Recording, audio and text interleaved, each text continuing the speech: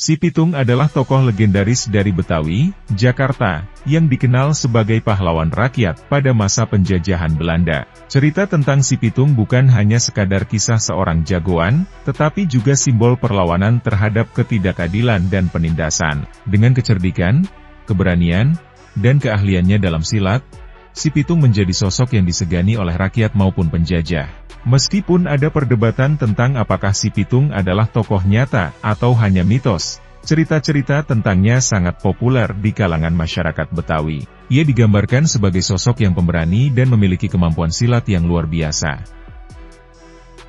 Nama asli Si Pitung adalah Salihun atau dikenal sebagai Robin Hood Betawi.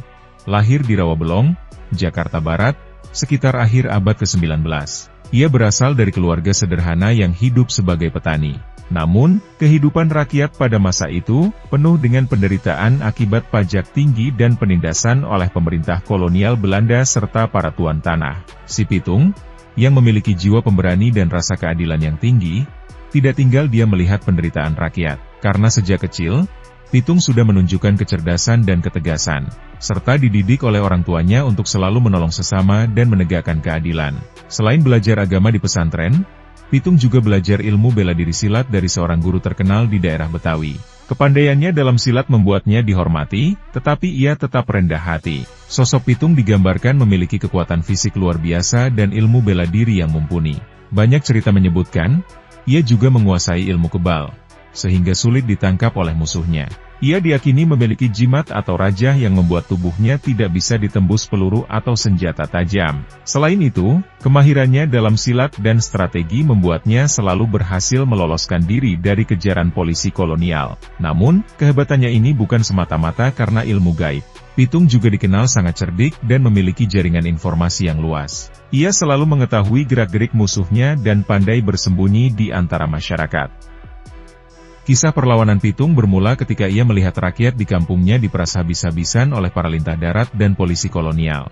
Ia memutuskan untuk bertindak. Bersama beberapa sahabatnya, seperti Rais dan Ji, ia merampok dari para tuan tanah kaya dan pemerintah kolonial yang sering berlaku sewenang-wenang terhadap rakyat kecil. Hasil rampokan tersebut kemudian ia bagikan kepada masyarakat miskin yang membutuhkan. Tindakan ini membuatnya dicintai oleh rakyat kecil, tetapi dianggap musuh oleh para pejabat Belanda. Aksi-aksinya yang berani membuat namanya cepat dikenal. Si Pitung menjadi semacam pahlawan rakyat yang dinantikan kedatangannya. Meskipun dicap sebagai penjahat oleh pihak Belanda, rakyat menganggapnya sebagai penyelamat. Salah satu kisah yang paling terkenal adalah bagaimana Si Pitung berhasil melarikan diri dari penjara Belanda. Dengan kecerdikan dan kemampuannya, ia selalu berhasil menghindari kejaran para penjajah. Kepopuleran Si Pitung membuat resah pihak Belanda. Mereka mengerahkan berbagai cara untuk menangkapnya. Menurut cerita, Kapten polisi Belanda bernama Scott Henne sangat terobsesi untuk menangkap Pitung. Setelah berbagai upaya gagal, mereka akhirnya menemukan kelemahan Pitung. Beberapa versi mengatakan bahwa sahabat dekatnya mengkhianatinya, sementara versi lain menyebutkan bahwa Belanda mengetahui bahwa ilmu kebal Pitung bisa dilemahkan jika ia tidak membawa jimatnya. Dengan memanfaatkan momen tersebut, polisi berhasil mengepung dan menembak Si Pitung hingga tewas. Meski demikian, kematian Pitung tidak menghentikan semangat perlawanan rakyat. Namanya tetap dikenang sebagai simbol keberanian dan perjuangan melawan ketidakadilan.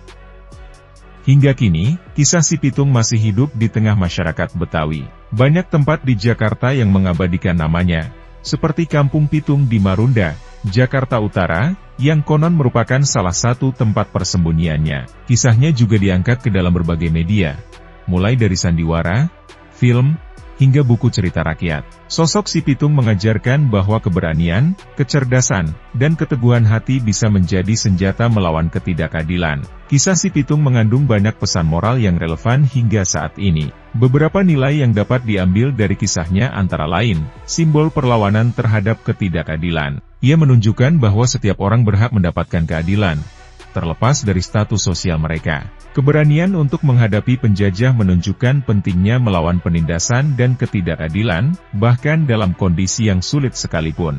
Meskipun ia merampok, tujuan Si Pitung adalah untuk membantu masyarakat miskin. Hal ini mengajarkan pentingnya berbagi dan peduli terhadap sesama. Si Pitung bukan hanya sekadar tokoh dalam cerita rakyat, tetapi juga representasi perjuangan rakyat kecil melawan penjajahan dan penindasan. Dengan prinsip membela yang lemah dan menentang ketidakadilan, kisahnya tetap relevan hingga kini.